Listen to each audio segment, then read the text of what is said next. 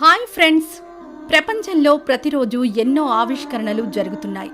ఒక్కసారి కొత్త ఆవిష్కరణలకు ప్రాణం పోస్తే కొన్నిసార్లు పాత వస్తువులు దొరుకుతున్నాయి. అవి కూడా చాలా రహస్య విశేషాలతో కూడుకున్నవి లభ్యమవుతున్నాయి. కొన్నిసార్లు అవి విమర్శల పాలు కూడా అవుతున్నాయి. ఈ రోజు వీడియోలో అలాంటి విమర్శనాత్మకమైన రహస్యాలతో కూడిన పురాతత్వ ఆవిష్కరణలను మీ ముందుకు తీసుకురాబోతున్నాం. వీడియోను స్కిప్ చేయకుండా పూర్తిగా చూడండి, ఎందుకంటే వీడియో చాలా ఇంట్రెస్టింగ్ గా ఉండబోతోంది. ఇన్ఫెంట్ బుద్ధ, చిన్న బాల బుద్ధ విగ్రహం 2018లో ఆస్ట్రేలియాలోని చరిత్రకారులు ఒక డాక్యుమెంటరీ తీయడానికి లొకేషన్ల కోసం షార్క్ బేలో ఒక మెటల్ డిటెక్టర్ సాయంతో వెతకడం మొదలుపెట్టారు. షార్క్ బే అనేది చారిత్రాత్మకమైన బీచ్గా పేరు పొందింది. అలా వెతుకుతున్న వారికి ఒక చోట ఒక చిన్న బాల బుద్ధ విగ్రహం దొరికింది. తవ్వకాలలో దొరికిన ఆ విగ్రహాన్ని బయటకు తీసిన వాళ్లు ఆశ్చర్యపోయారు. అది మింగ్ వంశానికి చెందిన బౌద్ధ విగ్రహం. మరి ఆస్ట్రేలియా బీచ్లో ఎలా ప్రత్యక్షమైంది? ఎవరు తీసుకొచ్చి ఉంటారు? ఈ ప్రశ్న తలెత్తింది. పురాతత్వ శాస్త్రవేత్తలు రంగంలోకి దిగారు. 1368, 1644 కాలం నాటి బౌద్ధ విగ్రహంగా దాన్ని నిర్ధారించారు. అది మింగ్ వంశానికి చెందిందని వాళ్లు నిర్ధారించారు. కానీ అది బాలబుద్ధుని విగ్రహం. 1 కిలో బరువు, 15 సెంటీమీటర్ల పొడవు ఉన్న విగ్రహం కంచితో తయారు చేయబడింది. బహుశా అప్పట్లో మింగ్ వంశానికి చెందిన వాళ్లు ఆ ప్రాంతానికి వచ్చి ఉండొచ్చు అని వాళ్లే అక్కడ దాన్ని పడేసి ఉండొచ్చని భావించారు. పారా మెడిలిన్, ఈజిప్టు నాగరికతలో రాజులను పారా అంటారు. అగ్నితిన్ ఫారో అప్పట్లో చాలా తెలివిగల రాజుగా పేరు పొందాడు. అతనికి చెందిన ఒక మిడాలియన్, అంటే మెడలో వేసుకునే పథకం లాంటిది, పురావస్తు శాస్త్రవేత్తలకు తవ్వకాల్లో దొరికింది. అయితే దాని మీద UEF కు సంబంధించిన ఏలియన్స్ ఒక చిత్రం చెక్కబడి ఉంది. అది చూసిన శాస్త్రవేత్తలు ఆశ్చర్యపోయారు. అప్పట్లో నిజంగానే ఏలియన్స్ భూమి మీదకొచ్చి కొన్ని రోజుల పాటు పరిపాలించారా అన్న విధంగా అనిపించింది. ద గేట్ ఆఫ్ గాడ్స్, టిటికాకా అనే దక్షిణ అమెరికాకు చెందిన ఒక మంచినీటి సరస్సు. ఆ సరస్సుకు దగ్గరలో ఒక రహస్యమైన ద్వారం ఉంది. దాన్ని గేట్ ఆఫ్ గాడ్స్, దేవుని ద్వారాలని పిలుస్తారు. 1996లో ప్రపంచానికి మొదటిసారి ఈ ద్వారం గురించి తెలిసింది. ఇక్కడ 2 ద్వారాలున్నాయి. ఒకటి పెద్దది, మరొకటి చిన్నది. పెద్ద ద్వారం 7 మీటర్ల పొడవు, 14 మీటర్ల వెడల్పు ఉంటుంది. దాదాపు 4000 సంవత్సరాల నాటి ద్వారాలుగా వీటిని గుర్తించారు. 14 నుంచి 15వ శతాబ్దానికి చెందిన ఇంకాను అనే నాగరికతకు సంబంధించినవని తేల్చారు. అప్పట్లో ప్రజలు వీటిని ఒక గుడిగా నమ్మేవాళ్లు. ఈ ద్వారాల ద్వారానే భగవంతుడు భూమి మీదకొచ్చి అక్కడ ప్రజలను రక్షించేవాడు అని నమ్మేవారు.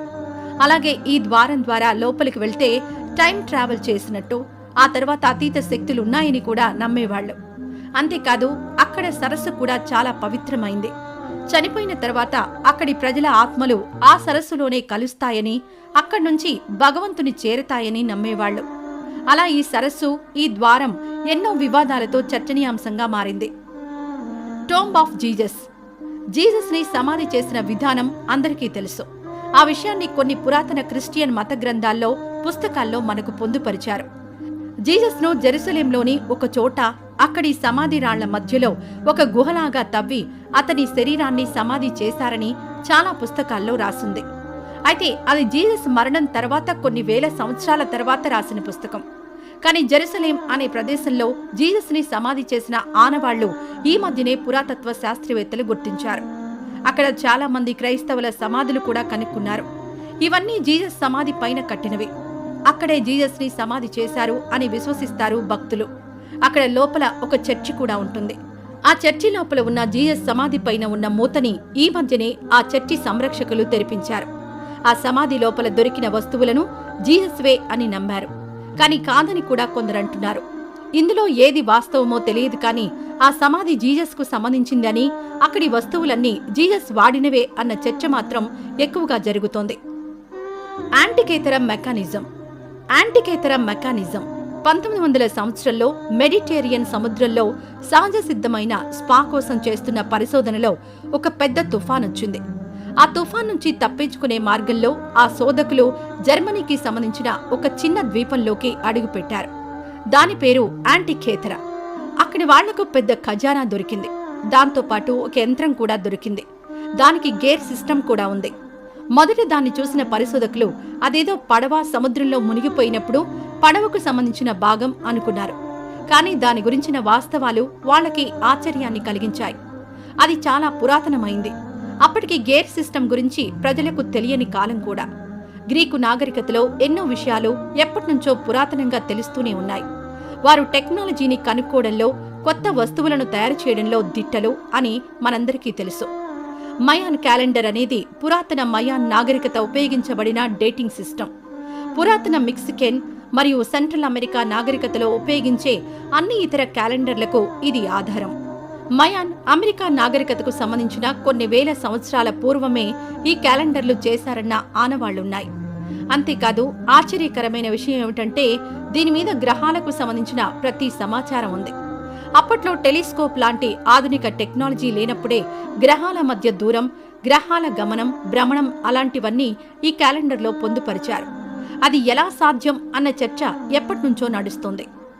హార్సెస్ అండ్ మెన్, గుర్రాలు చాలా రోజుల నుంచి మనిషికి ఎన్నో రకాలుగా ఉపయోగపడుతున్నాయి. కానీ అసలు అవి ఎప్పటినుంచి ఉనికిలో ఉన్నాయి అన్న ఆలోచన మనిషికొచ్చింది. ఇంకేముంది, వెంటనే సమాచారం సేకరించడం మొదలుపెట్టాడు. 1994 నుంచి 2002 వరకు కజకిస్తాన్లో జరిపిన పరిశోధనల ప్రకారం 55 సంవత్సరాల క్రితం నాటి గుర్రపు అవశేషాలు దొరికాయి. అప్పటినుంచి కజకిస్తాన్లో ప్రజలు గుర్రాలను పెంపుడు జంతువులుగా పెంచుకునేవారని, పాల కోసం, ఇంటి పనుల కోసం వాటిని ఉపయోగించేవారని తెలిసింది. డెకోలోస్క్ స్టోన్, ఇది ఈ రాయి పూర్తి పేరు. చాలా విశాలంగా ఉంటుంది. మెక్సికోలోని సౌత్ వెస్ట్లో దీన్ని గుర్తించారు. 1880లో ఫ్రాంక్ హేబిన్ దీన్ని గుర్తించారు. కానీ ఆ తర్వాత 100 సంవత్సరాల వరకు ఈ రాయిని పట్టించుకున్నవాడు లేడు. ఆ తర్వాత కొంతమంది పురాతత్వ శాస్త్రవేత్తలు 1985లో ఈ రాయి మీద రాసి ఉన్న రాతలను చూడడం జరిగింది. అసలు అవేంటో ఎవరికీ అర్థం కాలేదు. ఎంతలా డీకోడ్ చేసినా అవి ఏంటి అనేది మనం తెలుసుకోలేకపోయాం. కొంతమంది దీని మీద బైబిల్కు సంబంధించిన 10 కమాండ్మెంట్స్ రాసి ఉంటాయని, అందుకే అది ఎవరికీ అర్థం కాలేదని అంటున్నారు. కానీ ఎంతో మంది ధార్మిక తత్వవేత్తలు కూడా ఈ రాతలు ఏంటి, దేనికి సంకేతం అనేది తెలుసుకోలేకపోయారు. స్కల్ ఫైట్, 2000 సంవత్సరంలో జార్జియా రాజధాని తిమిలిలో కింద దవడ ఉన్న పుర్రె దొరికింది. నిజానికి మొట్టమొదటి కింద దవడ దొరికిన పుర్రె ఇది. ఇది ఎన్ని సంవత్సరాల పురాతనమైందో కూడా తెలియదు. ఈ పుర్రె భిన్నమైన మానవ జాతికి చెందిన పుర్రెగా గుర్తించారు. అప్పట్లో మనుషులు, జంతువులను పచ్చిగా పీక్కు తినే జాతికి చెందిన వారని ఈ పుర్రె చూస్తే అర్థమవుతుంది. ఇంకా ఈ పుర్రె గురించి తెలియని విషయాలు ఎన్నో ఉన్నాయి. వాటి గురించి తెలుసుకోవడానికి శాస్త్రవేత్తలు శోధన చేస్తున్నారు. ఫ్రెండ్స్, ఈ వీడియో నచ్చితే లైక్ చేయండి. ఇలాంటి మరిన్ని వీడియోల కోసం ఛానల్ని సబ్స్క్రైబ్ చేసుకోండి. Thank you.